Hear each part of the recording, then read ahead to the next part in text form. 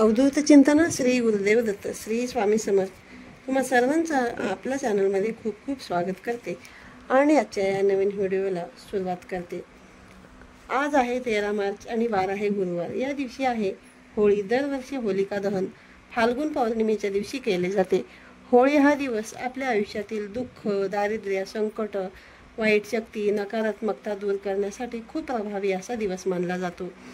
तंत्र मंत्र करण्यासाठी देखील होळीची रात्र ही खूप खास मानली जाते आणि या दिवशी नकारात्मक शक्ती अधिक प्रभावी असतात। तंत्रशास्त्रानुसार होळीच्या दिवशी नारळासोबत काही उपाय जर आपण केले तर धनधान्याची कमतरता भासत नाही आणि देवी लक्ष्मी प्रसन्न होते। यासोबतच तुम्हाला सर्व प्रकारच्या रोग आणि दोषांपासून देखील मुक्ती मिळते। नशीब देखील तुमची साथ देते आणि म्हणूनच आज या व्हिडिओमध्ये मी तुम्हाला एक अतिशय प्रभावी असा उपाय सांगणार आहे। आज होळीच्या दिवशी तुम्ही काहीच नाही केले तरी देखील चालेल, पण एका नारळाचा हा अत्यंत प्रभावी उपाय अवश्य करा। हा उपाय केल्याने तुम्हाला सर्व कामात यश मिळेल। करोडांचं जरी कर्ज असेल तरी कर्जमुक्ती होऊन लक्ष्मीच्या कृपेने वर्षभर आर्थिक भरभराट होईल। घरातील इडा पिडा नजरबाधा नष्ट होईल। तर असा हा एक नारळाचा उपाय कसा करायचा, कोणत्या वेळेमध्ये करायचा याबद्दलची संपूर्ण माहिती जाणून घ्यायची असेल तर व्हिडिओ शेवटपर्यंत स्किप न करता पहा। चॅनलवरती नवीन असाल तर चॅनलला नक्की सबस्क्राईब करा आणि असेच नवनवीन आणि माहितीपूर्ण व्हिडिओ पाहण्यासाठी बेल आयकॉनला प्रेस करा। आज या व्हिडिओमध्ये मी जो काही उपाय तुमच्यासोबत शेअर करणार आहे हा उपाय तुम्हाला आज संध्याकाळी करायचा आहे। संध्याकाळी तुम्ही 6 नंतर रात्री 12 वाजेपर्यंत जरी केला तरी चालेल किंवा तुम्हाला जेव्हा शक्य होईल तेव्हा तुम्ही हा उपाय करू शकता। जर तुम्हाला कोणत्याही कामामध्ये यश मिळत नसेल, कोणतीही गोष्ट तुमच्या मनासारखी घडत नसेल, सतत तुम्हाला अपयशाला सामोरे जावे लागत असेल, कष्ट आणि मेहनत करून देखील त्या कष्टाला आणि मेहनतीला म्हणावे तसे यश मिळत नसेल किंवा संपत्तीमध्ये वाढ होत नसेल, ज्याप्रमाणे पैसे मिळतात ते सगळे व्यर्थ खर्च होत असतात, सतत आर्थिक अडचणींना सामोरे जावे लागत असेल किंवा काही गोष्टींचे नियोजन करून देखील ते काम जर तुमचे बिघडत असेल आणि जीवनामध्ये सतत अपयश येत असेल तर हा एक उपाय तुम्ही अवश्य करा। त्याचबरोबर जर तुमच्या घरातील कोणत्याही सदस्यांची प्रगती होत नसेल, घरामध्ये सतत आजारपण असेल, एक व्यक्ती आजारी पडला की पुन्हा दुसरा व्यक्ती आजारी पडतो आणि यामुळे जो काही आपल्या घरात आलेला पैसा असतो तो पैसा आजारपणामध्येच निघून जात असतो, तर घरामध्ये सतत वादविवाद क्लेश भांडणे होत असतील किंवा तुमच्यावरती एखादं कर्ज झालेलं असेल, मग हे कर्ज गाडीचं असेल, घराचं असेल किंवा इतर कुठलंही कर्ज जे असेल त्या कर्जातून तुम्हाला लवकरात लवकर मुक्तता मिळवायची असेल तर तुम्ही हा उपाय जो आहे तर तो होळीच्या दिवशी अवश्य करा। हा जो उपाय मी तुमच्यासोबत शेअर करणार आहे हा उपाय तुम्ही वर्षातून फक्त एकदाच करू शकता, तो म्हणजे होळीच्या दिवशी। हा उपाय केल्याने आपल्या आयुष्यातील सर्व अडचणी अडथळे संकटे दूर होऊन प्रगतीचे मार्ग खुले होतात। आता हा उपाय करण्यासाठी आपल्याला एक नारळ लागणार आहे, जो आपण पूजेमध्ये वगैरे वापरतो तो नारळ तुम्हाला घ्यायचा आहे। यानंतर त्या नारळाला तुम्हाला एक होल पाडायचे आहे। जिथे नारळाचे डोळे असतात तर तिथे तुम्ही एक छोटंसं होल जे आहे तर ते तुम्हाला पाडायचं आहे। चाकूने सुरीने जे होल आहे तर ते तुम्ही पाडू शकता। यानंतर त्यामध्ये तुम्हाला थोडीशी साखर टाकायची आहे, थोडंसं तूप जे आहे तर ते तुम्हाला त्या नारळामध्ये भरायचं आहे।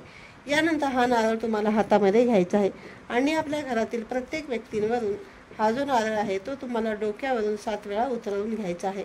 एकच नारळ हा घरातील सर्व व्यक्तींवरून उतरवून घ्यायचा आहे, डोक्यापासून ते खाली पायापर्यंत। त्यानंतर घराच्या मुख्य दरवाजावरून सुद्धा हा नारळ तुम्हाला उतरवून घ्यायचा आहे आणि पेटत्या होळीमध्ये तुम्हाला तो दहन करायचा आहे।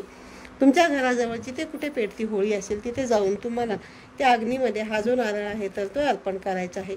हा नारळ अर्पण केल्यानंतर त्या होळीभोवती तुम्हाला 11 प्रदक्षिणा घालायची आहेत आणि हात जोडून प्रार्थना करायची आहे की माझ्या घरातील जे काही संकटे आहेत, ज्या काही अडचणी आहेत तर त्या दूर होऊन माझ्या कुटुंबाची प्रगती होऊ दे, अशी प्रार्थना तुम्हाला करायची आहे। असं केल्याने देवी लक्ष्मी ही प्रसन्न होईल, त्यामुळे आर्थिक अडचणी दूर होतील आणि धनधान्याची कमतरता भासणार नाही। तसेच जर तुमच्या कुंडलीमध्ये काही दोष असतील, त्यामुळे तुम्हाला सतत अपयश येत असेल, तुमची कामं बिघडत असतील, उद्योग व्यवसाय जो आहे तो तुमचा चांगला चालत नसेल, नोकरीमध्ये तुमचं पदोन्नती होत नसेल तर तुम्हाला एक नारळ घ्यायचा आहे आणि त्या नारळाला तुम्हाला एक होल पाडायचे आहे आणि त्या नारळामध्ये जवसाचे जे तेल आहे तर ते तेल तुम्हाला थोडेसे टाकायचे आहे आणि त्यात थोडासा गूळ घालायचा आहे आणि यानंतर जळत्या होळीमध्ये हा नारळ तुम्हाला अर्पण करून द्यायचा आहे.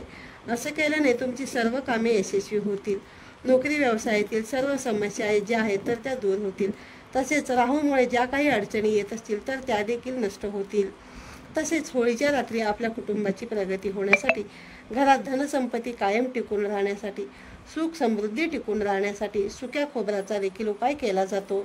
तुमच्या घरामध्ये जर 5 सदस्य असतील तर तुम्हाला 5 सुके खोबऱ्याचे तुकडे जे आहेत तर ते घ्यायचे आहेत आणि हे जे 5 सुके खोबऱ्याचे तुकडे आहेत ते आपल्या घरातील सर्व व्यक्तींवरून उतरवून घ्यायचे आहेत आणि त्या होळीच्या अग्नीमध्ये तुम्हाला अर्पण करायचे आहेत. जिथे कुठे होळी चालू असेल तिथे जाऊन अग्नीमध्ये अर्पण करायचे आहेत. असे मानले जाते की असे केल्याने अग्नीमध्ये नकारात्मक शक्ती नष्ट होतात आणि घरातील सदस्यांवरील वाईट नजर, रोग, दोष ते देखील दूर होतात. तसेच जीवनात येणारे अडथळे देखील दूर होतात. तर हा सुक्या खोबऱ्याचा उपाय देखील तुम्ही आज होळीच्या दिवशी संध्याकाळी नक्की करू शकता.